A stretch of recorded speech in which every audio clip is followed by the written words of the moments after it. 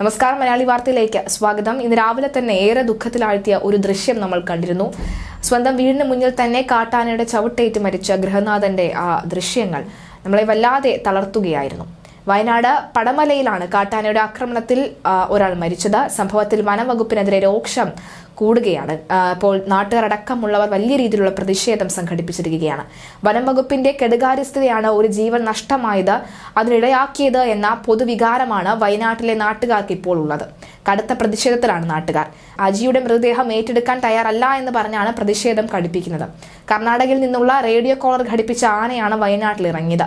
ഈ ആന അതിർത്തി കടന്ന വിവരം വനംവകുപ്പ് അറിഞ്ഞില്ല എന്നാണ് നാട്ടുകാരുടെ ചോദ്യം. കോളർ ഘടിപ്പിച്ച ആന എത്തിയിട്ടും യാതൊരു മുന്നറിയിപ്പും വനംവകുപ്പ് നൽകിയില്ല. നാട്ടുകാർക്ക് മുന്നറിയിപ്പ് അനൗൺസ്മെന്റ് നൽകിയിട്ടുമില്ല. വനംവകുപ്പ് ഉന്നത ഉദ്യോഗസ്ഥരും കളക്ടറും എത്താതെ മൃതദേഹം ഏറ്റെടുക്കാൻ തയ്യാറാകില്ല എന്നാണ് നാട്ടുകാർ പറയുന്നത്. ആനയുടെ ആക്രമണം നടന്ന വിവരം അറിയിച്ചിട്ടും വനംവകുപ്പിന്റെ ഉദ്യോഗസ്ഥർ എത്തിയില്ല എന്നും ആരോപണം ഉയരുകയാണ്.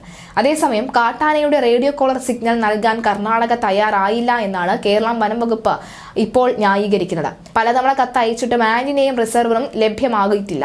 എന്നാൽ ഏതാനയാണ് മാനന്തവാടിയിൽ ഉള്ളത് എന്ന് കർണാടക വനംവകുപ്പിന് വിവരവുമില്ല.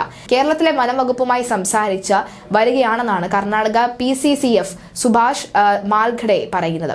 അന്വേഷിച്ച ശേഷം മാത്രമേ വിവരം നൽകാനാകൂ എന്നും അദ്ദേഹം പറയുന്നു. കാട്ടാനയുടെ ആക്രമണത്തിൽ ഒരാൾ കൊല്ലപ്പെട്ടതോടുകൂടി വനപാലകർക്കെതിരെ ശക്തമായ പ്രതിഷേധവുമായി നാട്ടുകാർ ആശുപത്രി പരിസരത്ത് തടിച്ചുകൂടിയിട്ടുമുണ്ട്. കാട്ടാന മതിൽ തകർക്കുന്നതിന്റെയും ആളുകളെ ആക്രമിക്കുന്നതിന്റെയും CCTV ദൃശ്യങ്ങൾ പുറത്തു വന്നിട്ടുണ്ട്.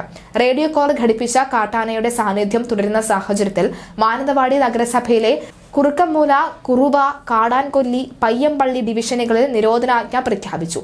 നിലവിൽ മാനന്തവാടിക്കടുത്ത് ഓടങ്ങാടി 54 ഭാഗത്തെ ജനവാസ മേഖലയിലാണ് കാട്ടാന ഉള്ളത്. ആനയെ നിരീക്ഷിക്കാൻ ഡ്രോൺ എത്തിച്ചുവെങ്കിലും ചാർജ് ഇല്ലാത്ത അവസ്ഥയിലാണെന്ന് നാട്ടുകാർ കുറ്റപ്പെടുത്തുന്നത്.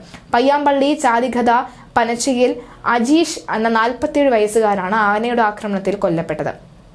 ഗുരുതര പരിക്കേറ്റ അജിയെ മാനന്തവാടി മെഡിക്കൽ കോളേജ് ആശുപത്രിയിൽ എത്തിച്ചുവെങ്കിലും ജീവൻ രക്ഷിക്കാൻ കഴിഞ്ഞില്ല. മൃതദേഹം ആശുപത്രിയിൽ സൂക്ഷിച്ചിരിക്കുകയാണ്.